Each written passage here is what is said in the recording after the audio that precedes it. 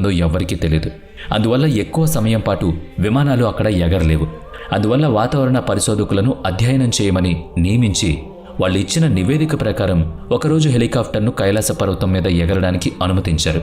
మొదట్లో అంతా బాగానే ఉంది. హెలికాప్టర్లో కూర్చున్న వాళ్ళు కైలాస పర్వతం యొక్క అద్భుతాలను తమ కళ్ళతో చూశారు.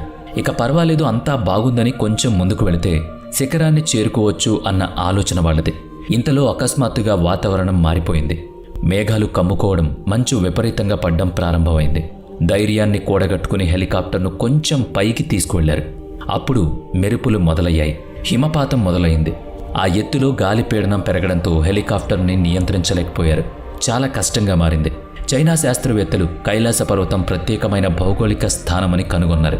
అన్ని దిశలు కలిసి వస్తాయి కాబట్టి దిక్సూచి గందరగోళానికి గురైంది. ఇక చేసేదేం లేక హెలికాప్టర్ను కిందకు దింపి వెనక్కి వెళ్లాల్సొచ్చింది. కిందకి వస్తున్నంతసేపు వారి గుండె వేగం అమాంతంగా పెరిగింది. కానీ సురక్షితంగా కిందకి దిగ్గలిగారు. ఈ సంఘటనతో చైనాకు ఈ పర్వతాన్ని అధిరోహించడం కానీ, రహస్యాన్ని తెలుసుకోవడం కానీ వాళ్ల చేతుల్లో లేదని అర్థమైంది.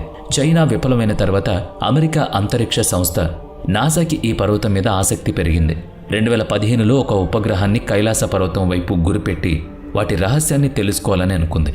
ఆ పరిశోధనలో వచ్చిన ఫలితాలు, ఫోటోలు చూసి అత్యంత ఆశ్చర్యం పొందారు. కైలాస పర్వతం మీద ఒక రూపం కనిపించిందని. ఆ పర్వతాలపై ఒక మూర్తి ధ్యానంలో కూర్చున్నట్టుగా ఉంది. ఈ అద్భుతమైన దృశ్యం ప్రపంచాన్ని ఆశ్చర్యపరిచింది.